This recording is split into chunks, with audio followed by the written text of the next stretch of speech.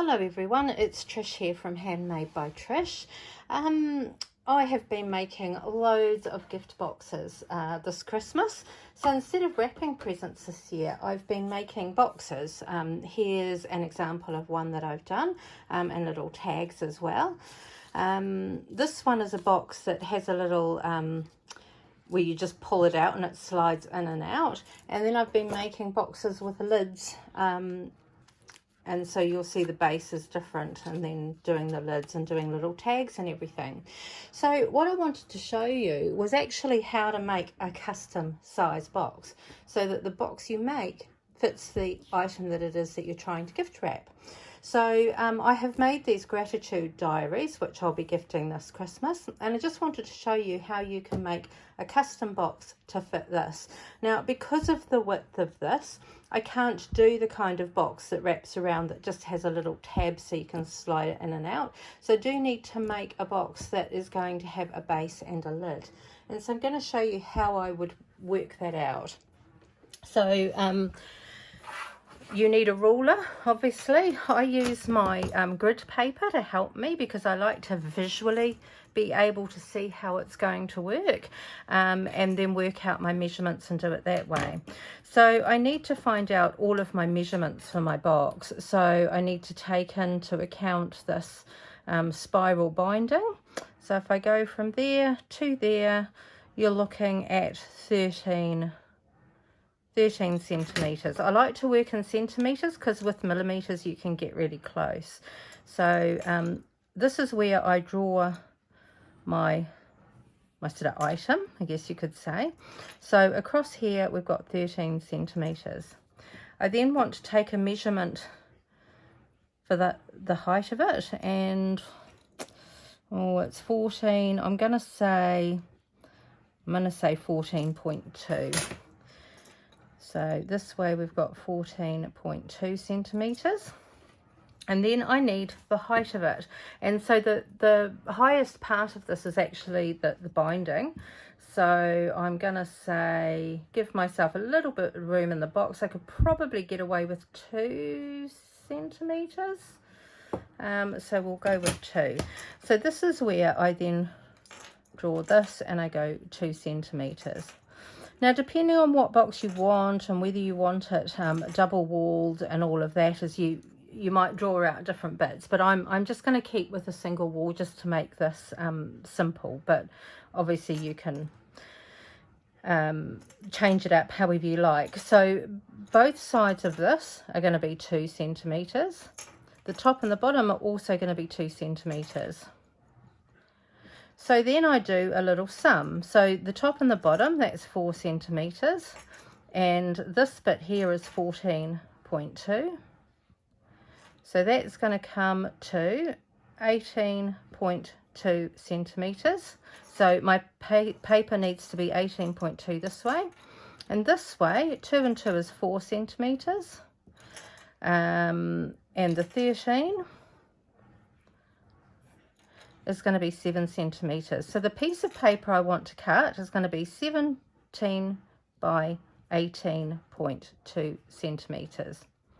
And that is going to be for my base.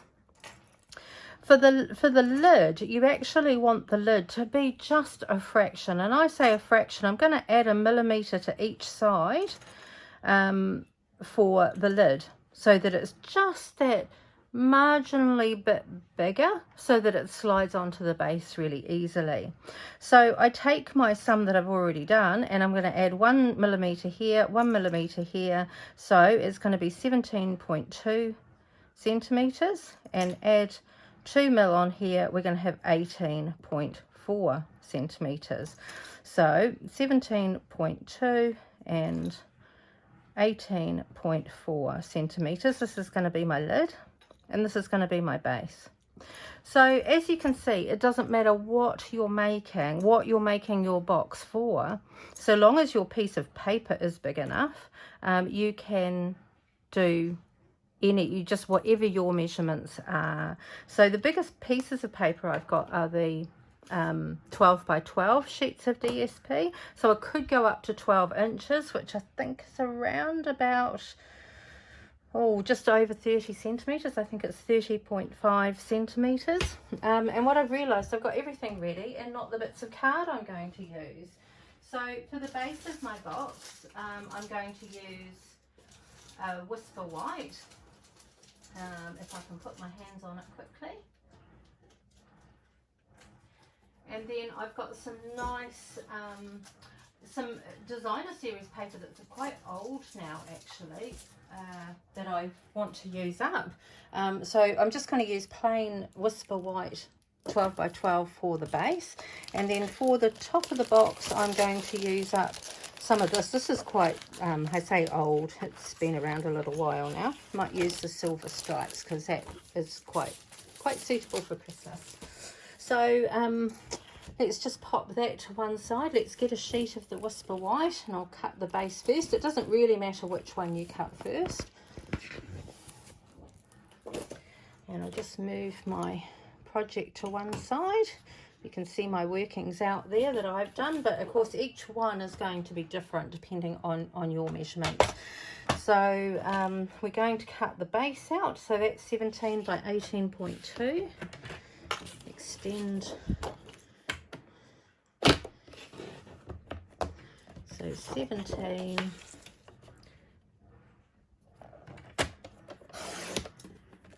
by 18.2.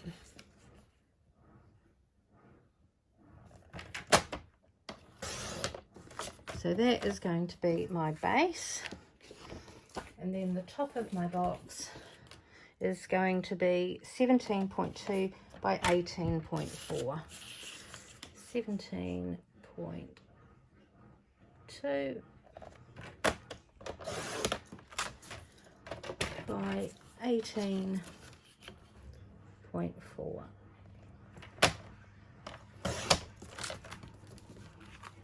And just put those little scraps to one side, and so that's going to be my lid. Now I have the Stampin' Up trimmer, so this actually has a scoring blade. I actually take my cutting blade out when I'm doing boxes, especially if I'm using up the last of paper and I don't have lots of spare. I take my blade out of my trimmer so that I don't accidentally use the blade instead of the scoring tool. So let's just pop that to one side. So I'm just left with the scoring tool. So this is really easy to work out where you're going to put your scoring lines, because I want 2 centimeters in. Now because this top piece, if I lay this bottom piece on, you'll see it's just ever so slightly bigger. So if I do 2 centimeters from the side, it means that the square that's left in the middle is the bit that's going to be bigger, and that's what we want. So it's really easy, this box. It couldn't be easier. I just want a 2 centimeter score line on all 4 sides, on both the top and the bottom. So with the Stampin' Up trimmer, let me move it down so you can see. You can see I can use it on this side, so it's easy for me just to line that up to the 2 centimeter mark, give it a score again, and like I said, on all 4 sides the same measurement. So it really could not be simpler.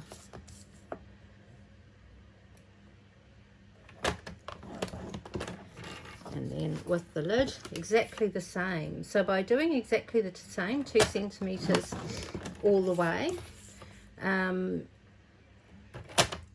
it then means the actual square part, the actual center part of the box, is the bit that's going to be 2 mil bigger than the base of the box, which will allow the lid to go on easily. Okay, so I've done all my scoring. I'm just going to get my bone folder.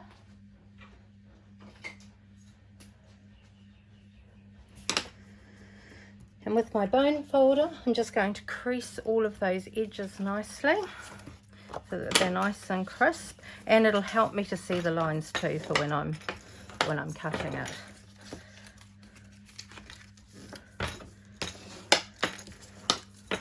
It might be a little bit hard on the video. I will hold it up so hopefully you can see it and see where the score lines and the folds are, because this is where we're going to do a little bit of cutting in a moment. And then this is the plain base. And just all the way around.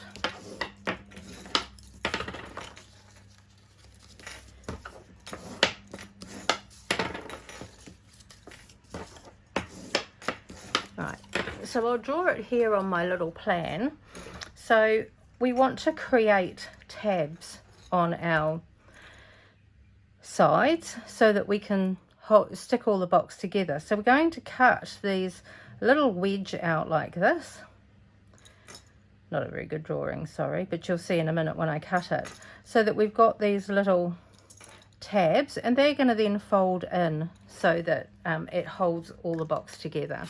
So using my paper snips, essentially what we're going to do is these here are going to become the tabs. So I don't know how well, try and hold it up so you can see the score lines here and along here. So just following these lines, I'm going to go straight down. So it's straight, but then here I'm just going to wedge out a tiny bit, and you can see it is just a tiny bit. So you can see how small that is that I've taken out. It's no real measurement really. It's just a little wedge so that when you fold it all up together, you don't have any bits sticking out above the fold. So we're going to do that again on this side. We're going to go straight down, and we go straight here because this is going to be our straight box edge. And then here on the little tab, we're just going to wedge a little bit, little slice out of there, and a little wedge on the other side as well. So that means when we go to fold our box together, it just gives us room to get it nice and square, and you don't have any little bits sticking out of the top, and it will fold nicely. So we just need to do that also to these ones. So down on this side, straight, and then out of the little square that we're cutting away, we're just going to cut a little wedge. And then same here.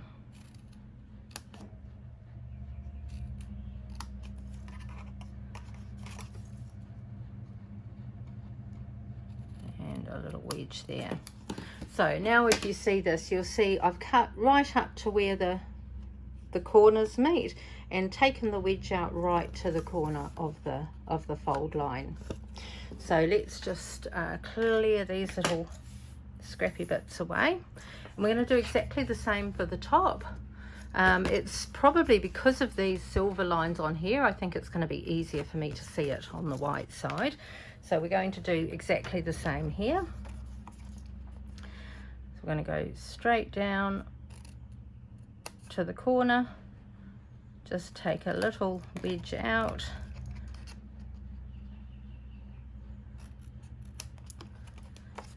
same here,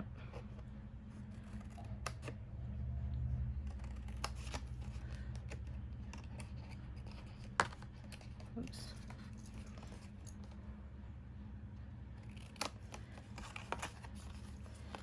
And then on this side too. Hard in this light for me just to see quite where those fold lines are, so sorry if you can't see them very well. You should be able to see them much better when it's in front of you and you haven't got bright light shining on it.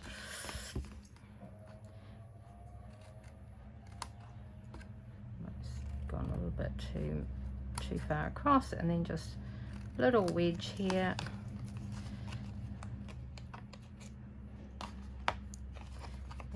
A little wedge here. Now when making boxes, I recommend using a really good strong tape to hold it, or even glue. Glue can be quite good sometimes because it gives you a little bit of wriggle room, but it does take a little bit longer to dry. What I've liked to use for my boxes is my Stampin' Seal. It's the really strong runner tape of the Stampin' Up tapes. I'm hoping I have enough left. I've been making quite a lot of boxes and I don't have a spare one of these, so I might end up running out and I might have to resort to the glue, but I'm hoping we'll be all right with this. So on our tab, so on the actual outside of the box, not the inside, on the outside, I'm just going to turn it over and I'm just going to put some Stampin' Seal just on the tabs.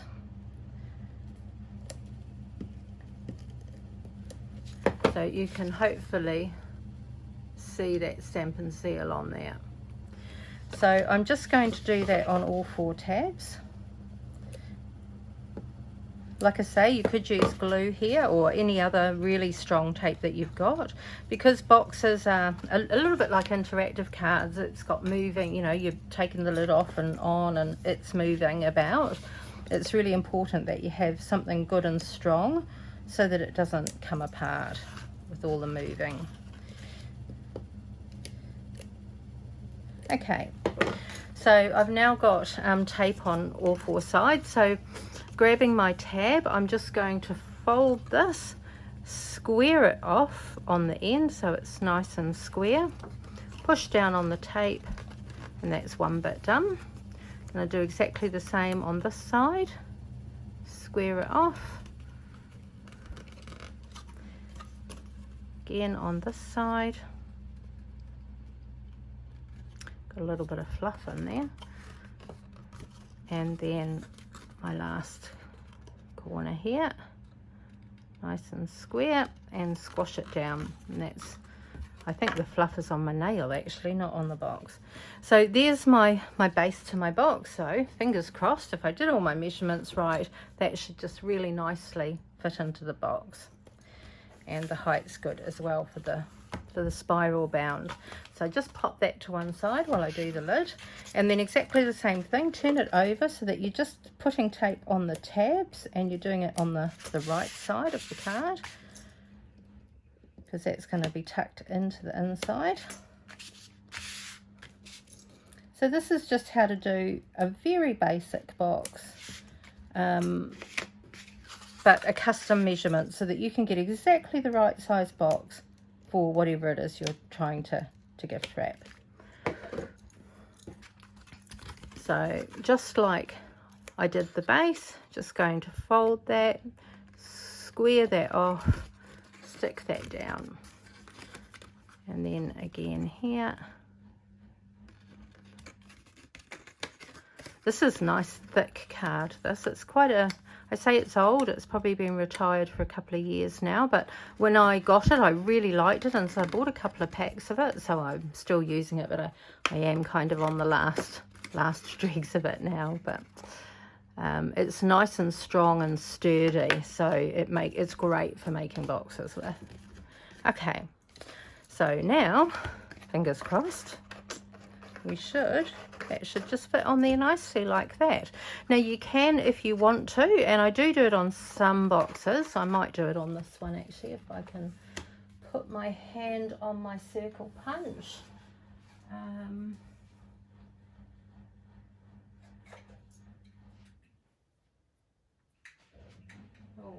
Right, yes, I've got a little 1/2 inch circle punch here. Oops. So you can actually, if you want to, do little finger holes.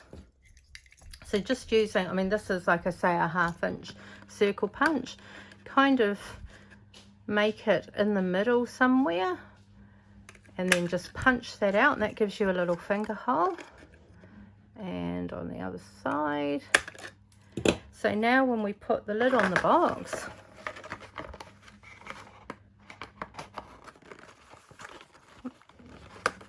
we've now got little finger holes so someone can hold the box there and then just lift the lid off nice and easily. And then you just finish it off with a little bit of ribbon. You'll see here in the boxes that I've made, here I've just done a little crisscross and tied a nice bow on the top, or this one I've just gone around once and just tied a knot on the top. So I hope that helps. As I say, that shows you how you can make a box custom size to fit your gift. Bye.